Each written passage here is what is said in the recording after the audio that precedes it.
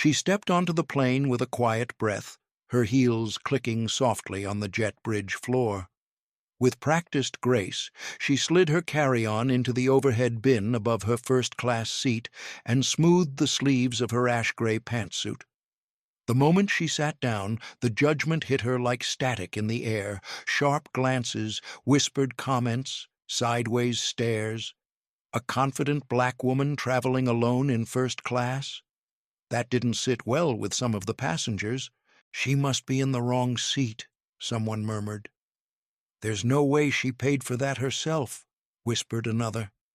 But what they didn't know was that she was exactly where she belonged. And high above the clouds, a single announcement from the flight deck would soon unravel every assumption they had made. Long before she ever stepped onto that Horizon Sky Airbus A320, Jasmine Reed had already learned to carry herself with quiet pride. Raised in the south end of Fairview, a part of the city often forgotten by local politicians and overshadowed by gleaming skylines, she'd learned early on that resilience wasn't optional, it was a way of life. Cracked sidewalks, shuttered shops, and underfunded schools were her childhood backdrop. But instead of letting that reality define her, Jasmine turned it into fuel, the kind of fuel that ignites ambition and drives you toward a future nobody else can see but you. Her father, Elijah Reed, owned a small auto repair shop near the old freight tracks in Meadow Ridge. He was a man who greeted the sunrise with grease on his hands and rarely clocked out before nightfall. Jasmine spent her weekends in that garage, handing her dad tools and absorbing the deep rhythm of machinery and life. At just 10 years old, she could name every bolt and belt inside an engine. When you know how something works, Elijah would tell her, you'll always find a way to fix it even if it's not obvious. Jasmine took that lesson with her everywhere. Her mother, Darlene Reed, was a first-grade teacher with an unshakable belief that education could open any locked door. While other kids hung out at the arcade or wandered the mall, Jasmine spent her evenings huddled at the kitchen table, solving algebra problems and reading books about Black history and leadership.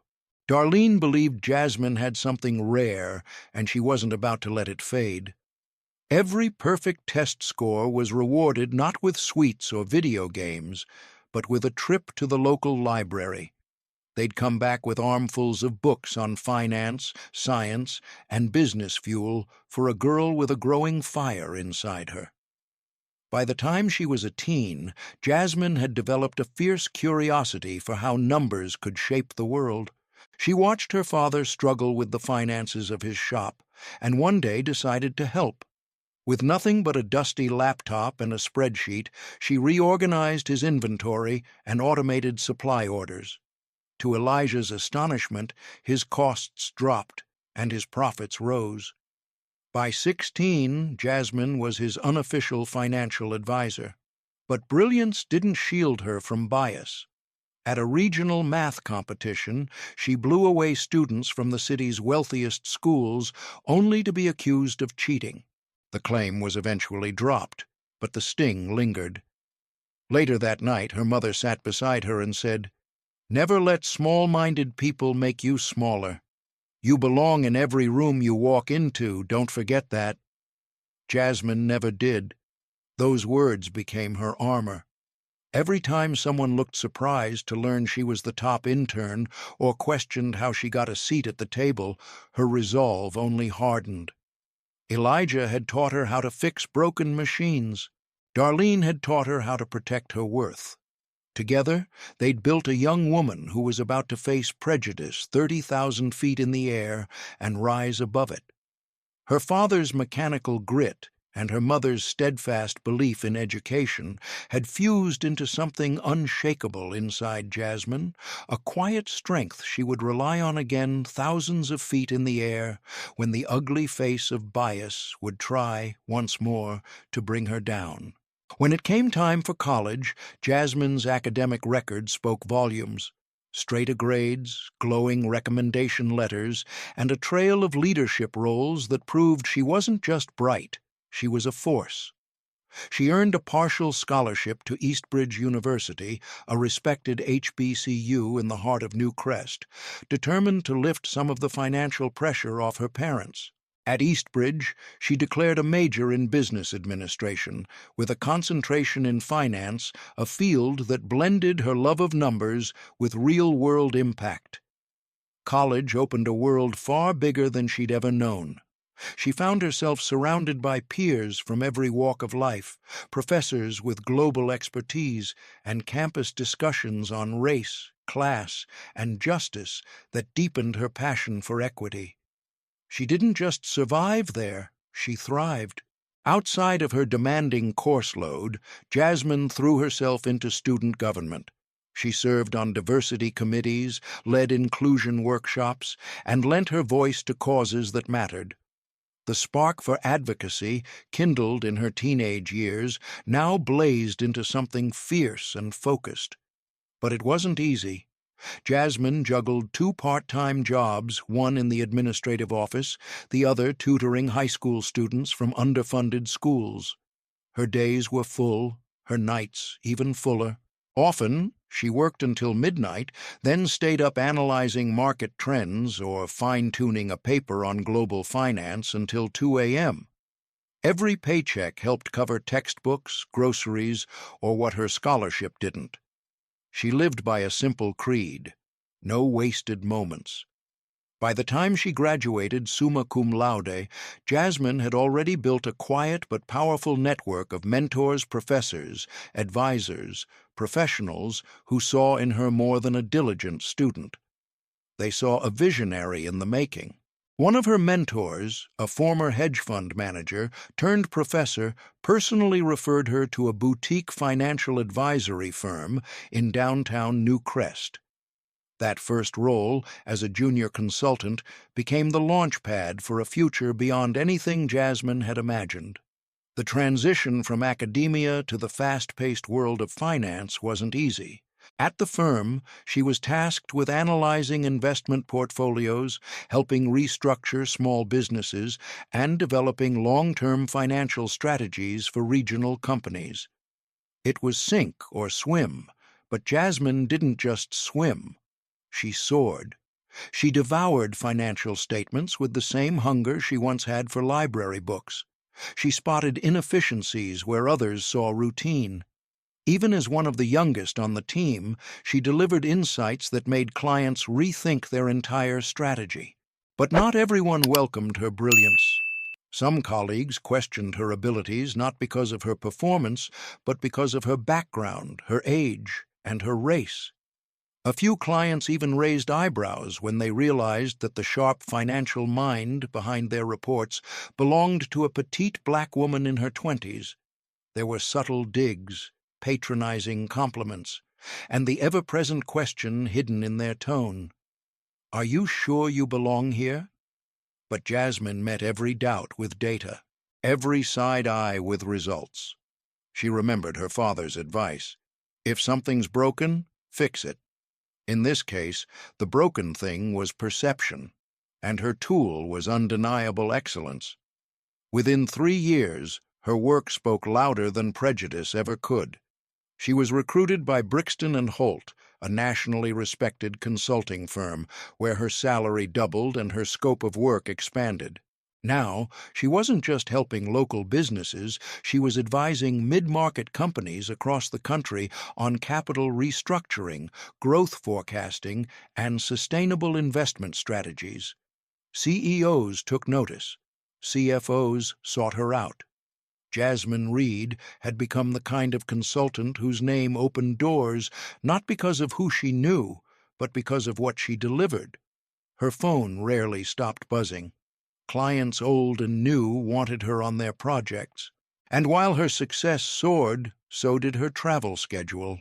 She spent more time in Skyport International Airport than in her own apartment. Some weeks, she flew to Riverton, back to New Crest, then straight to Silvergate without ever unpacking her suitcase. Her frequent flyer status climbed with each flight, and so did her exhaustion. Though the jet-setting life had its thrills, There were moments Jasmine found herself staring out plane windows, wondering what it would feel like to pause, to be still, to just be. But she wasn't there yet. There was more work to do, and higher altitudes to reach. 2 days in Riverton, one quick stop back in New Crest, and then off again this time to Silvergate for a morning boardroom negotiation. Jasmine's suitcase barely made it back into her closet before it was rolling out the door again. Her frequent flyer status with Horizon Sky had reached elite levels, and with every takeoff, her calendar grew more crowded. Sometimes it was invigorating high-stakes strategy sessions, handshakes with founders, skyline views from hotel windows. But in the quieter moments, amid empty hotel rooms and silent airports, Jasmine couldn't help but wonder if something was missing, something grounded, something human. She didn't know that everything would shift one ordinary Monday morning, not during a meeting, but before it, while waiting at Gate C-10 for a flight back to Riverton. That morning, Jasmine was preparing for one of her most pivotal pitches yet. A potential multi-million-dollar contract hung in the balance, and her eyes were locked on her laptop screen, double-checking the slide deck as boarding time approached. Then came the whispers, mechanical delays. Passengers began pacing. Phones lit up with updates. Jasmine, calm on the outside, kept one eye on the time. Every minute mattered. A delayed departure could throw her entire meeting off track. And then someone new appeared near the gate, a pilot in full uniform. But not just any pilot. He didn't have the swagger of someone trying to command a crowd. Instead, his calm radiated out like ripples in water. His name tag read Elias Navarro at the time, a first officer. At the staff's request, Elias stepped forward to address the growing tension. "We've encountered a technical issue that requires additional checks," he said, his tone firm yet warm. "Safety is our top priority. We'll be in the air as soon as we're confident everything's in order." Jasmine paused. There was something about his voice, steady, grounded. He wasn't just reading a script. He meant every word.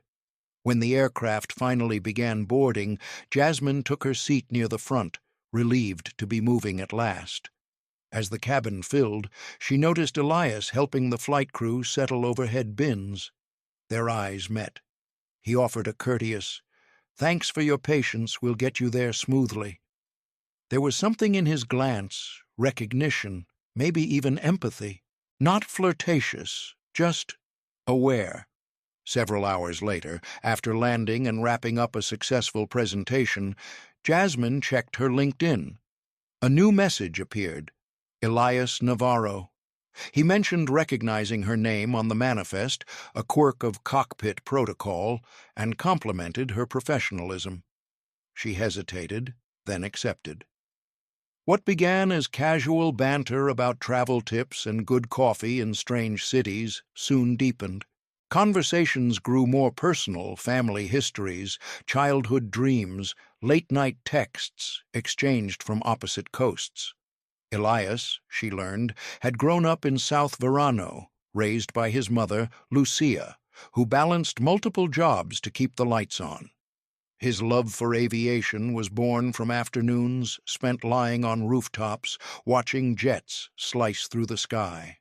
He'd earned scholarships, worked long hours, and steadily climbed the ranks from student pilot to first officer. Each flight he took was more than a job, it was a promise to the kid he used to be, watching planes with hope in his eyes. In Jasmine, Elias saw the same grit he carried. And in Elias, Jasmine saw a man who bore responsibility with quiet strength, a mirror of the way she bore her own. They connected not just because they understood pressure, but because they understood what it meant to succeed in spaces that hadn't been built for people like them, where they had to be twice as good just to be seen. When Elias was finally promoted to captain, the symbolic weight wasn't lost on either of them. His first flight in command came with a surprise. As Jasmine stepped off a flight back from a conference, there he stood in the terminal, holding her favorite flowers, lilies and white roses, and wearing a proud grin that lit up the arrivals hall. For the first time in a long time, Jasmine felt like she'd landed not just in a city, but in something that felt like home. At the arrivals terminal, Elias Navarro stood tall, his uniform crisp, and a radiant smile stretching across his face. As he handed Jasmine a bouquet of lilies and white roses, her favorites, she felt a familiar warmth bloom inside her. It was the same pride she used to see in her father's eyes whenever she brought home good news, back when success still felt fragile and new. But things were different now. Elias, newly promoted to captain, had entered a whirlwind season of international routes, odder takeoffs, and last-minute schedule changes. Jasmine's world was no less chaotic. Her calendar was packed with strategy sessions, board presentations, and last-minute consulting calls that sometimes landed her in different time zones by week's end. Some weeks, they passed like ships in the night one in Seabrook, the other in Vienna, surviving on brief texts and midnight video calls. But through it all, they remained each other's anchor, celebrating small victories and stolen moments like treasure. When the stars finally aligned, they'd rendezvous in layover cities, a weekend in Langford, a twilight dinner overlooking Riverton's skyline, or quiet evenings at Jasmine's apartment, sharing laughter over takeout and trading stories about mergers and flight paths. Each moment, though fleeting, felt like a life earned. Their love, much like their careers, had been built on commitment. And so, one golden evening on the shores of Brightwater Beach, while the sky melted into shades of coral and lavender, Elias dropped to one knee. Jasmine, shoes off, toes in the surf, froze in surprise as he revealed a modest solitaire diamond and asked her to choose a future with him. She didn't need time to think. "Yes," she whispered, tears catching the last light of the day. Their wedding was intimate, just close friends and immediate family. No grand venue, no headline affair. But to them, it felt monumental. Two people who had risen from grit and doubt into excellence, promising to stand beside one another through every landing and liftoff. Married life didn't slow them down, if anything, it taught them new forms of balance. They navigated mismatched schedules with patience and long-distance love with grace. A year into their marriage, Jasmine secured a contract with a fast-growing tech firm in Las Vistas, a deal that could elevate her entire consulting firm's reputation. The trip was set for a Monday morning. Her goal, finalize the contract and close the deal by dinner. Thanks to her elite flyer status with Horizon Sky, she snagged a first-class seat on Flight 2230 to Las Vistas. As she hustled through Skyport International's bustling corridors, she texted Elias to check if he might be home that evening. He had mentioned a potential long-haul route to Honolulu, but schedules changed often. No reply. Probably in a pre-flight briefing or already airborne. Shrugging, Jasmine shifted her focus. There was work to finish. She was planning to refine the pitch deck during the flight, use every minute wisely. What she didn't know was that behind the scenes, a last-minute roster shift had reassigned Elias to the same flight, Flight 2230, New Crest to Las Vistas, as pilot in command. Neither of them had made the connection yet. Fate had quietly booked them onto a collision course. When Jasmine entered the first-class cabin, something in the air felt off. She was among the early boarders, her carry-on gliding into the overhead bin above seat 2A.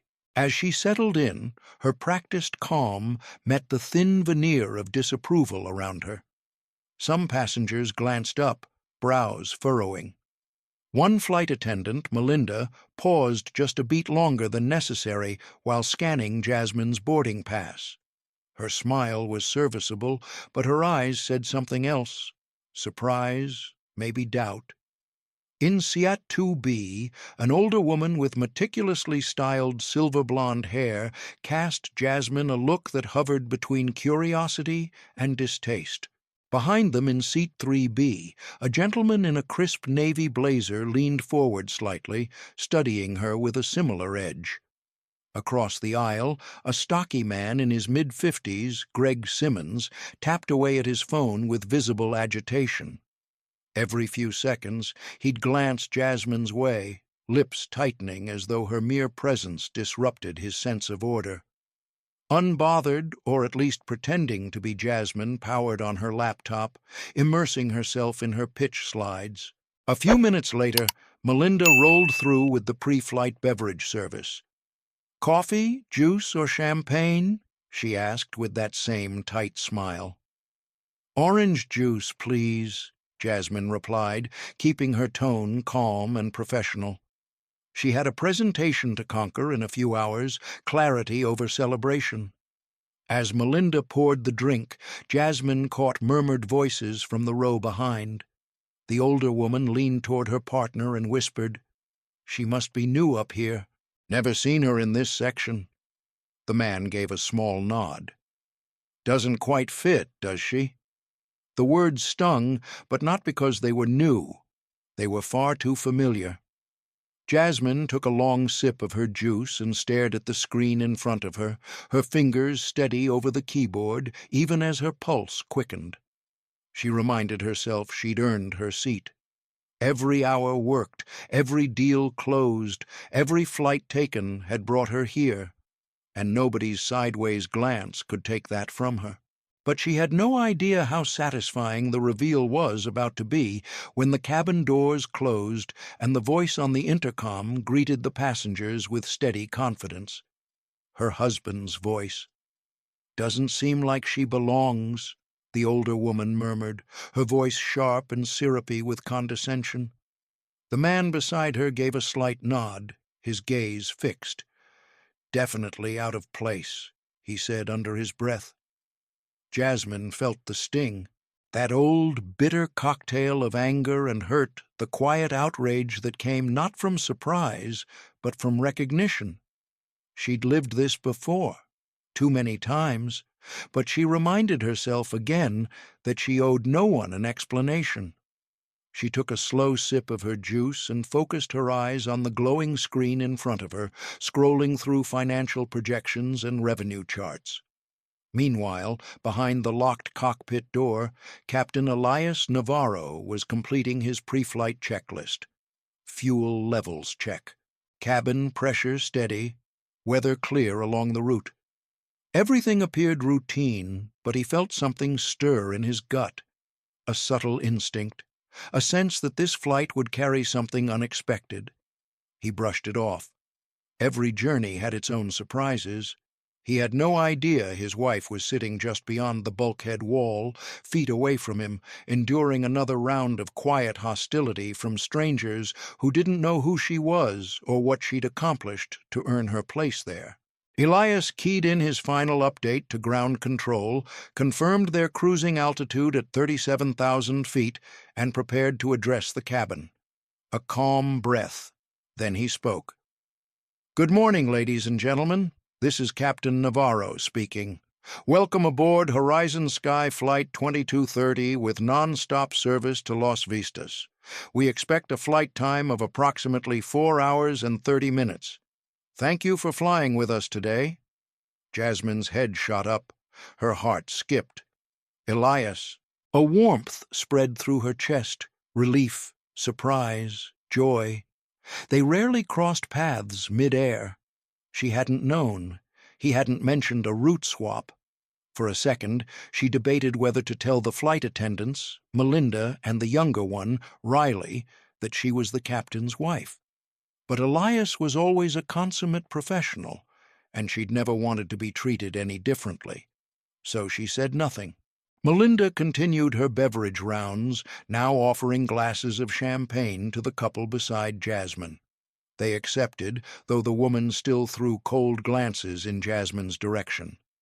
Across the aisle, Greg Simmons tapped at his phone and mumbled to no one in particular, "Status upgrades going to anyone these days." The tension in the cabin thickened like humidity before a storm.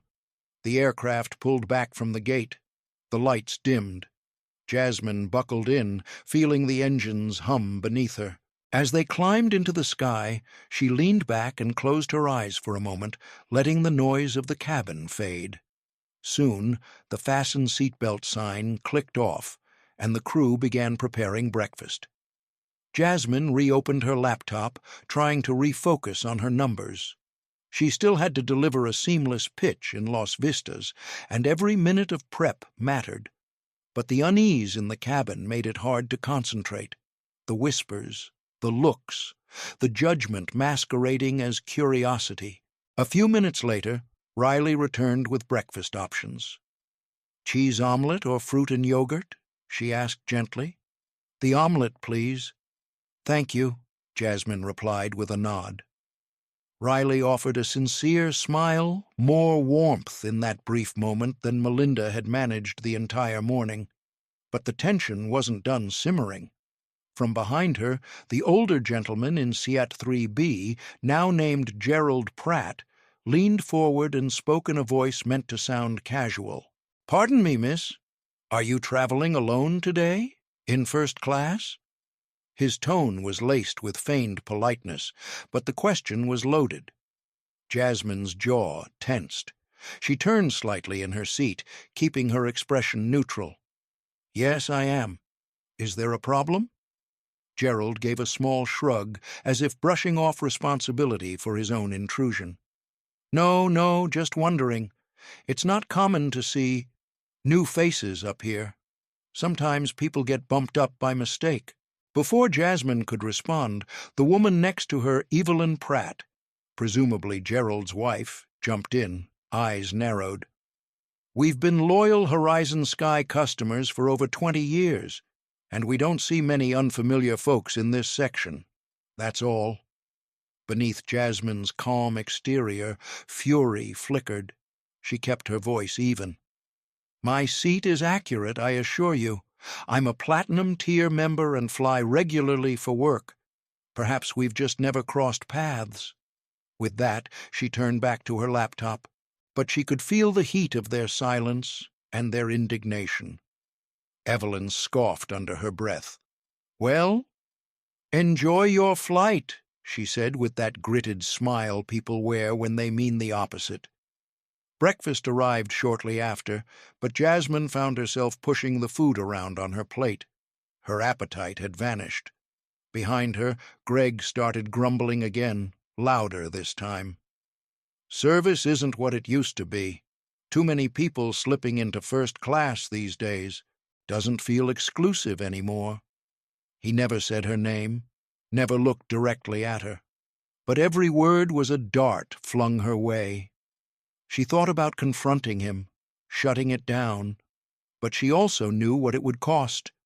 The escalation, the judgment, the risk of being labeled aggressive when all she was doing was defending her place. Instead, she breathed in, focused.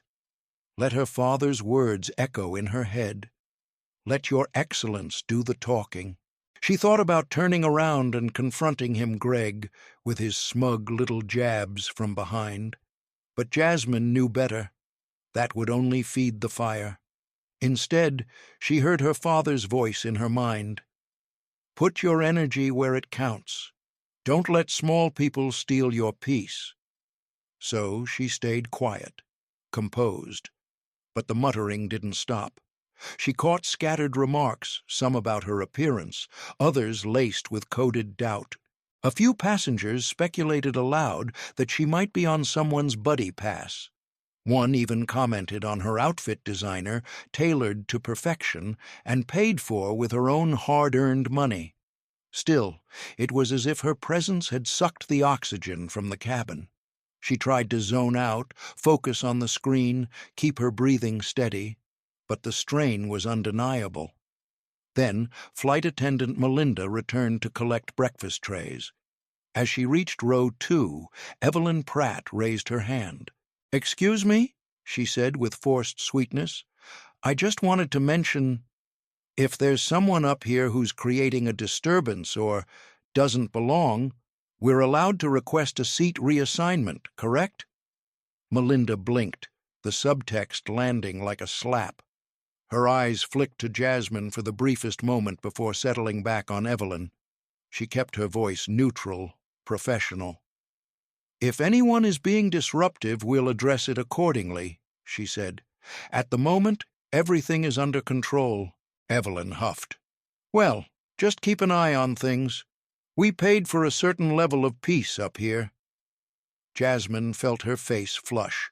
Her grip on the armrests tightened. She had said nothing, done nothing, just quietly reviewed financial projections and eaten half an omelet. Yet she was now being treated like a threat to comfort a disturbance. The irony twisted in her gut, but she remained still. In the silence between the attendants' passes, Jasmine's mind drifted back to the high school math competition where she'd been falsely accused of cheating, back to her early internships where co-workers mistook her for the receptionist, back to strategy meetings where she'd made winning suggestions only to have someone else take credit. Each moment had built the scaffolding of her inner strength rung by rung, but even steel gets tired of bearing weight. A deep sigh escaped her lips. The hum of the engines offered little comfort, but just knowing Elias was on the other side of the cockpit door gave her something solid to hold on to. His presence, even unseen, grounded her. She could almost hear him saying it in that steady voice he used both in life and at altitude. "Stay steady at the controls. Don't let the turbulence knock you off course." That was his motto, and she had learned to live by it, too. About halfway through the flight, Captain Navarro stepped briefly into the cabin to check in with the flight crew about forecasted turbulence. Jasmine, seated in row 2, caught a glimpse of him near the galley. Their eyes met. For a split second, the noise of the cabin faded. He gave her the faintest smile, one only they would understand. A silent reassurance passed between them, like a private signal. She nearly laughed, imagining the Pratts or Greg realizing the woman they were judging so harshly was married to the man flying the plane. But Elias didn't linger. His role came first. He returned to the cockpit, unaware of the full weight Jasmine had been carrying since she boarded, and just as he predicted, the turbulence arrived earlier than expected. The seatbelt sign lit up. A gentle chime rang out. "This is your captain. We're entering a stretch of rough air. Please remain seated with your belts fastened." The aircraft shook. A sudden jolt rippled through the cabin, rattling trays and half-empty cups. Jasmine braced herself, hands firm on her laptop. In the row beside her, Evelyn let out a startled gasp as her coffee cup tipped, sloshing dark liquid onto her tray and a portion of her blouse. "Oh, look at this mess!" she shrieked, voice full of frustration and blame. She turned, eyes narrowing at Jasmine. "This is exactly the kind of thing I was concerned about," she snapped. "Where's the flight attendant?" She hit the call button repeatedly, stabbing it like it had insulted her. Melinda hurried over with a bundle of napkins, trying to soothe the situation. Evelyn, still flustered, pointed a trembling finger toward Jasmine. She was moving around and the turbulence did the rest. Completely unacceptable. Jasmine's jaw dropped. She hadn't even moved. Melinda remained composed. "Ma'am, the turbulence is ongoing. Please keep your seatbelt fastened. I'll assist you once it's safe." No apology followed. Evelyn just glared. Gerald placed a hand on his wife's arm, trying to calm her. Behind them, Greg let out a low chuckle, clearly entertained by the chaos. Jasmine wanted to speak up to say something, but she didn't. Not because she was afraid, because it wasn't worth it. She wasn't going to argue with people who had already made up their minds. Her strength would speak elsewhere. There was no point in engaging. Jasmine reminded herself, some people weren't looking for truth, only a target. So she let it go. The turbulence eventually faded. Melinda returned with a handful of napkins, gently collecting the soaked ones from Evelyn's tray table. The older woman dabbed at the spreading stain on her blouse with a scowl, her lips pinched in quiet annoyance. If nothing else, the chaos had briefly silenced their murmurs. As the flight approached the 3-hour mark, a quieter rhythm settled over the cabin. Some passengers dozed, others plugged into in-flight movies. Jasmine, always mindful of time, reopened her laptop and got back to work. She triple-checked her financial slides, adjusting key figures and polishing her presentation notes. Her phone remained face down, still in airplane mode. A thought crossed her mind. Should she text Elias when they landed? Let him know she'd been on his flight all along? Or let the surprise unfold on its own? Melinda returned with a final beverage service, visibly more at ease now that the turbulence had passed. "Can I get you anything, Ms. Reed?" "Just water, thank you," Jasmine replied with a polite smile. Then, after a beat, she asked casually, "Is Captain Navarro a regular on this route?" Melinda blinked, clearly not expecting the question. "Actually, no. He was assigned just this morning, last-minute switch." "Why do you ask?" Jasmine offered a soft, almost knowing smile. "Just curious. His announcements are very clear. Seems like he knows what he's doing." Melinda nodded. "Oh, definitely. He's one of our best. Passengers always mention how smooth his landings are." Jasmine thanked her and leaned back into her seat, heart warm with quiet pride. She loved that about Elias, how his professionalism spoke for itself, how no one had to know who he was to respect him. And yet, she did know. She knew the long nights he'd spent studying flight manuals, the quiet pressure of every responsibility he carried, the integrity in his every decision. But life had a way of humbling even the most focused journeys. Roughly 30 minutes later, from somewhere in row 4, came a sharp wheezing noise, followed by coughing and the unmistakable sound of distress. Heads turned. A middle-aged man, Kenneth Morrow, according to his boarding pass, clutched his chest, his face pale and strained. Gasps echoed through the cabin. Melinda rushed forward, pressing the intercom. "Ladies and gentlemen, we have a medical emergency on board. Is there a doctor, nurse, or medical professional who can assist?" For a moment, the plane was silent. Then a woman rose from economy, hurrying forward in navy scrubs under a windbreaker. "I'm a nurse," she said, kneeling swiftly beside Kenneth. "We need oxygen, and, if possible, aspirin. He's showing signs of cardiac distress." Flight attendant Riley retrieved the emergency kit and handed it over. The nurse worked quickly, unwrapping supplies and fitting Kenneth with an oxygen mask, monitoring his pulse with practiced precision. Meanwhile, Melinda relayed critical updates to the cockpit through the onboard phone. Moments later, Captain Navarro's voice came over the speakers, steady, calm. "Ladies and gentlemen, due to a medical emergency on board, we'll be diverting to Mesa View Regional Airport for immediate assistance. Please remain seated with your seatbelts fastened. We appreciate your understanding." The mood in the cabin shifted in an instant. All the earlier posturing, the prejudice, the glares gone. Evelyn and Gerald looked genuinely concerned. Greg had stopped muttering, his arms folded as he stared forward, somber. Even the most indifferent passengers now shared one thing: worry. Jasmine's pulse quickened. She closed her laptop and folded her hands together, offering a silent prayer for the man fighting for breath just a few rows ahead. She glanced out the window. Gone was the sprawl of Los Vistas on the horizon. Now there were stretches of rustred desert, scattered plateaus, and distant mountain lines. They were well off course, and that was a good thing, because her husband, the man at the helm of it all, was making the call to save a life. She felt it then, a wave of emotion. Pride, yes, but also fear. She knew the weight Elias carried in that cockpit, balancing safety, protocol, and time. Every decision he made had consequences, not just for one man, but for all on board. The plane descended with urgency but grace. A heavier landing than usual, but controlled, precise. They'd arrived.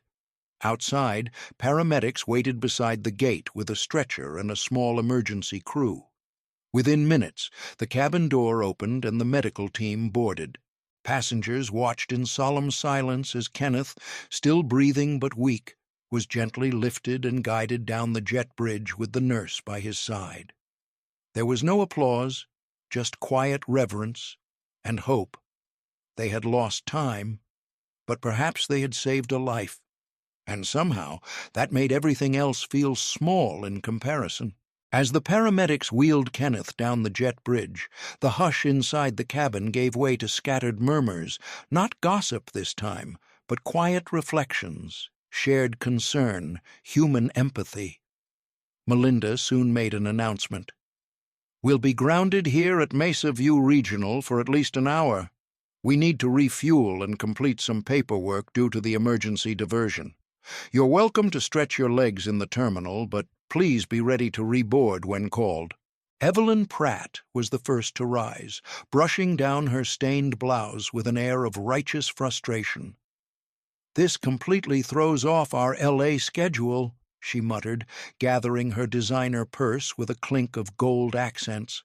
Her husband, Gerald, stood behind her, still quiet, though the earlier smugness in his expression had thinned. Greg Simmons followed a few steps behind them, grumbling something about missed connections and how nothing runs on time anymore.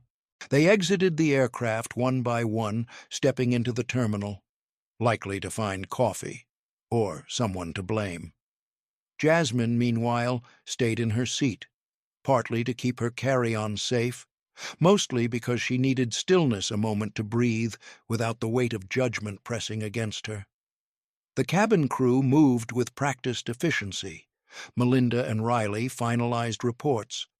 Updates were sent to the cockpit. Jasmine leaned back, finally allowing herself to feel the fullness of the day. The turbulence, the hostility, the assumptions, the whispered accusations, all had been real. And yet, they had been eclipsed by one undeniable truth. Life is fragile, and decency matters. As she sat in the quiet lull, Jasmine thought back over the last few hours, the unspoken challenges, the way she'd been treated not as a professional, but as an anomaly. And here she was, a respected consultant, paying her own way, married to the very pilot keeping everyone in the air. The irony was almost too sharp to ignore. She remembered something Elias had told her years ago, one of his core principles as a pilot. "We don't control the sky, but we control the way we fly through it." It applied to life just as much as flying. Prejudice was like turbulence, unavoidable, unpredictable, but manageable if you knew how to stay steady. Jasmine flipped her phone off airplane mode and connected to the terminal Wi-Fi. She typed a quick message to her client in Las Vistas, apologizing for the delay and explaining the medical diversion. The reply came almost instantly. "No worries. We're just glad the passenger's okay. Let's reschedule for tomorrow. Safe travels." It grounded her, a reminder that the world wasn't falling apart. Her meeting would wait. Someone's life might have been saved. That mattered more. When Evelyn, Gerald, and Greg eventually reboarded, something had shifted in their demeanor. They took their seats without the same posturing. Gerald gave Jasmine a quick glance, but said nothing. Evelyn clutched her purse a little tighter, her expression a mix of lingering suspicion and quiet discomfort. Even Greg seemed subdued, slipping into his seat behind Jasmine with none of his earlier bravado. The cabin filled again. The crew conducted one last head count. Outside, fuel trucks pulled away, and the final clearance came through. With a soft thud, the door sealed shut. The aircraft pushed back from the gate, the runway lights ahead glowing beneath the desert dusk. Jasmine checked her watch. 2 hours behind schedule. Her dinner meeting was long gone, but her client had offered grace. Professionally, she was fine. Emotionally, she felt heavy. She missed Elias. She longed to see his face, to feel his arms around her, to say, "You won't believe the day I've had." But that moment would have to wait until touchdown. The aircraft lifted into the sky once again, and this time the flight was smooth. The emergency had drained the cabin of earlier snide energy. Even Greg kept to himself, flipping through the in-flight magazine. But Jasmine could still feel a flicker of tension that lingered just beneath the surface. Sure enough, as they crossed the halfway mark to Los Vistas, Evelyn pressed the call button. Melinda approached with visible weariness. "We'd like to speak with a supervisor when we land," Evelyn said crisply, loud enough for those nearby, including Jasmine, to hear. "This flight has fallen well below the standard we're used to. The turbulence, the delays, and frankly, the behavior of certain passengers made the environment quite uncomfortable." Melinda took a breath, nodding slowly. "Of course, ma'am. You're welcome to speak to customer service upon arrival, but I'll remind you the turbulence was weather-related, and the delay was caused by a medical emergency. Neither is within the airline's control." Evelyn's mouth tightened. "We'll still be filing a complaint. I intend to make sure they understand exactly what happened up here." Jasmine, listening quietly, closed her eyes. She could feel the frustration simmering again. Not because Evelyn was filing a complaint, but because even now she was still trying to twist the narrative. Let her, Jasmine thought. She had no idea that her version of what happened was about to unravel completely with one announcement from the man flying the plane. Jasmine kept her gaze low, centering herself. For a moment, she considered turning to Evelyn Pratt and calmly pointing out the futility of her complaints, how obvious it was that her discomfort wasn't about turbulence or timing, but about Jasmine's presence. But she let it go. Let her cling to her illusions. Jasmine's truth, her story, her worth, ran far deeper than Evelyn's pettiness could ever reach. As the cabin settled into a quiet lull, Riley appeared at Jasmine's side. She leaned down, her voice soft. "I just wanted to say, I'm really sorry for how you've been treated up here," she whispered. "I realized earlier you're Captain Navarro's wife, aren't you?" Jasmine was caught off guard, but nodded gently. "Yes, I am. Though it's not exactly public knowledge." Riley offered a small, supportive smile. "Don't worry, I won't say anything if you'd rather keep it quiet. It's just the way some passengers have acted. It's awful. If the captain knew, I know he'd be upset." Jasmine exhaled, the tension in her shoulders easing just a little.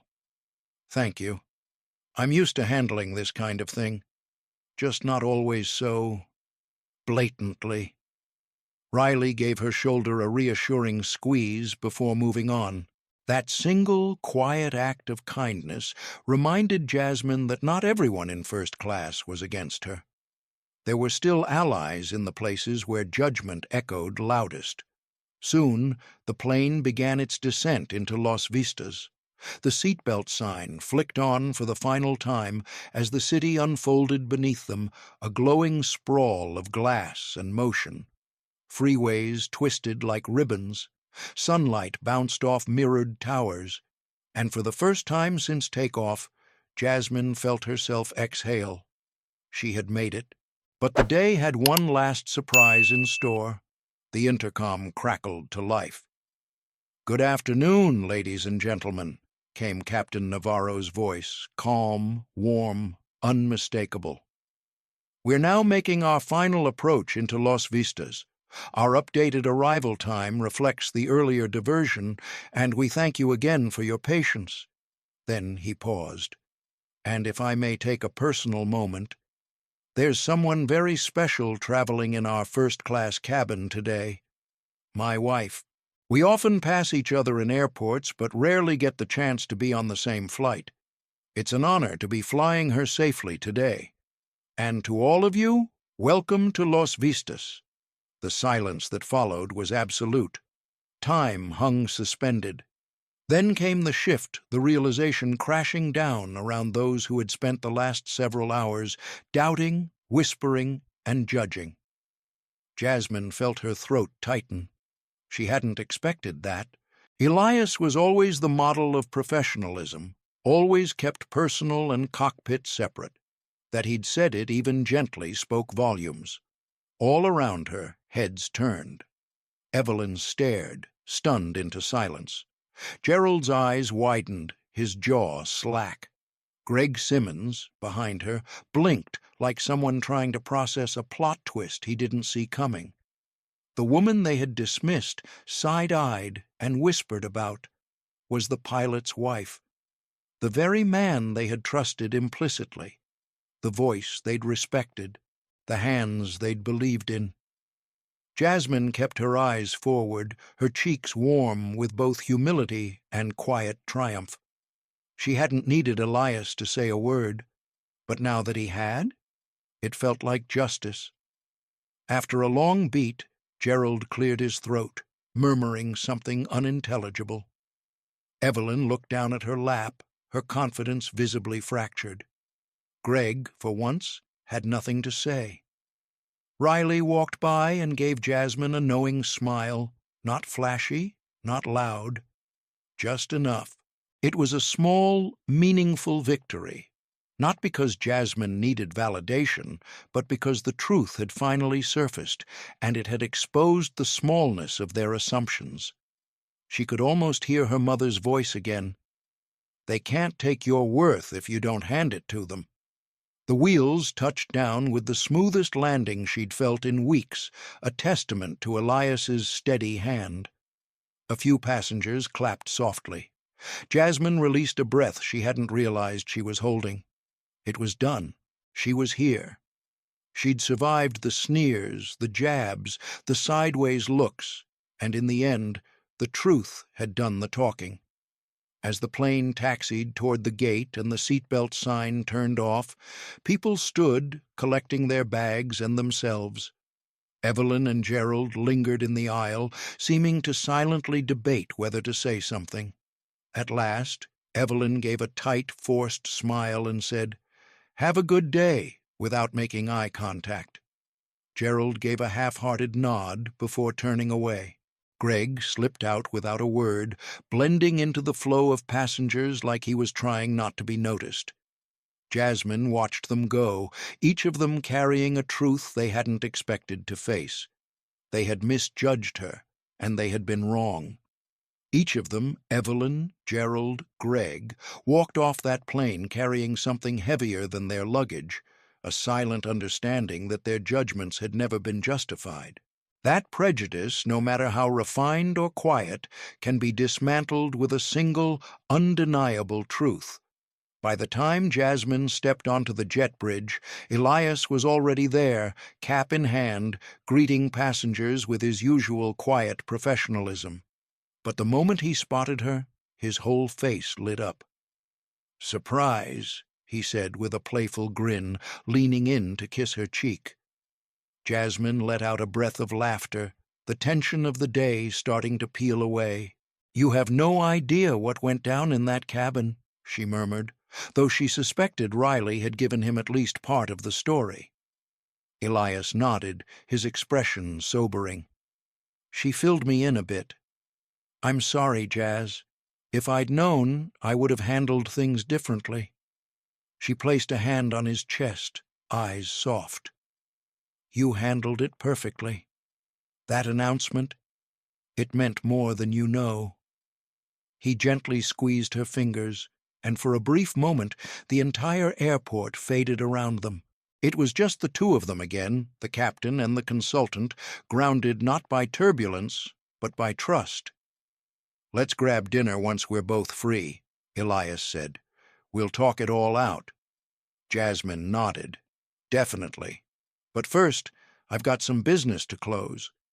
They parted with a smile, each off to fulfill their responsibilities in Los Vistas, hearts full from all that had happened and all that hadn't been said aloud. Jasmine moved through the terminal with her luggage in tow, the weight of the day slowly lifting.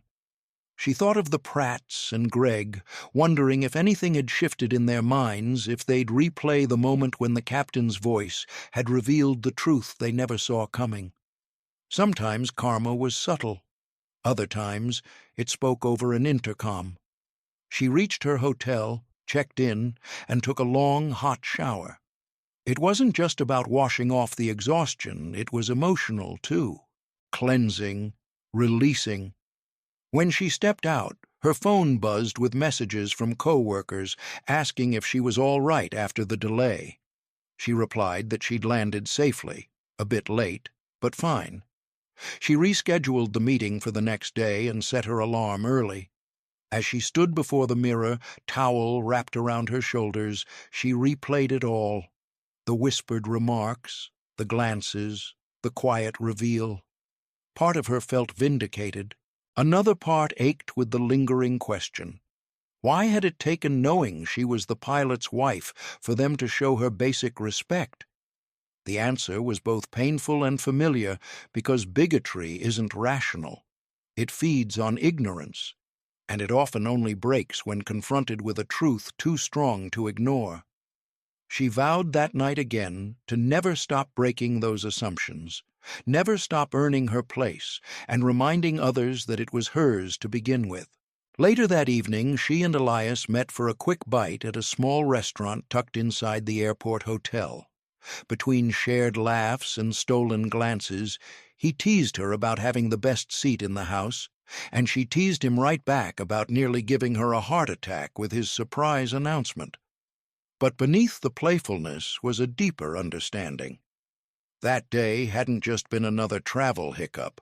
It had been a microcosm of something bigger, what it meant to move through the world as a black professional. The silent evaluations, the hidden thresholds of acceptance, the quiet grace required to survive and still excel. The next morning, Jasmine rose early, reviewed her presentation one last time, and headed downtown. The meeting went better than she expected. With calm authority, she broke down growth strategies, dissected financial bottlenecks, and proposed custom solutions for the rising tech startup. She spoke with clarity, experience, and edge, and when the CEO leaned across the table and said, "We want to work with you," it wasn't just a deal, it was a victory. 7 figures, endless potential. As she stepped into a quiet hallway after the meeting, she sent a message to Elias. "We got the deal. Can't wait to celebrate with you." It was simple, but it carried so much her triumph, his support, their shared belief that excellence and love could rise above it all. In the days that followed, Jasmine learned that both Melinda and Riley had filed internal reports regarding the treatment she'd received in first class. The airline, discreet as ever, followed its protocol. Repeat offenders, she learned, were sometimes flagged and could face consequences, from written warnings to revoked upgrade privileges. During another flight weeks later, Riley found Jasmine again in the sky. She leaned over during beverage service and said, "By the way, the Pratts and Mr. Simmons tried to file complaints, but the airline reviewed the situation. We made sure the truth was on record." Jasmine didn't smile in triumph. She simply nodded, because this wasn't about revenge. It was about truth. Weeks later, it was confirmed Gerald, Evelyn, and Greg had indeed tried to file complaints about the uncomfortable flight. But the airline, supported by detailed statements from Melinda and Riley, stood firm. The real source of discomfort, they noted, wasn't turbulence or delays. It was behavior rooted in bias. The trio weren't publicly reprimanded, but their profiles were flagged internally. If they repeated the behavior, firmer action could follow. Jasmine didn't celebrate that, but she did feel seen. Her father had always told her, The truth always finds its way to the surface no matter how deep someone tries to bury it. And on that flight, the truth had been loud enough to clear the clouds. A few days later, Jasmine found herself back in New Crest, standing in the cozy, familiar garage where she'd learned the value of hard work. Her father, Walter Reed, leaned against the old workbench, arms crossed as she recounted the story, every skeptical glance, every whispered slight, and the moment Elias's voice had rewritten it all. Her mother, Angela, listened intently, eyes welling with tears by the time Jasmine finished. Walter finally spoke, nodding slowly. "You can't fix people's hearts the way you fix an engine," he said, wiping his hands on a rag. "But you did fix the story they were trying to write about you." Angela stepped forward, pulling Jasmine into a tight embrace. "They'll never forget who you really are," she whispered. "Sometimes that's how change starts, when someone like you refuses to stay quiet." Jasmine promised to visit again soon, though her schedule remained packed. Despite the fatigue of constant travel, she felt recharged, more determined than ever to be a role model for the next generation of young professionals fighting to be seen, to be heard, to be respected. Months passed. Elias moved up to piloting larger aircraft long-haul flights aboard Boeing 767s and the occasional Airbus A350. His reputation within Horizon Sky soared right alongside his flight hours. Jasmine's consulting firm expanded quickly, her client list growing as her story and results echoed through boardrooms across the country.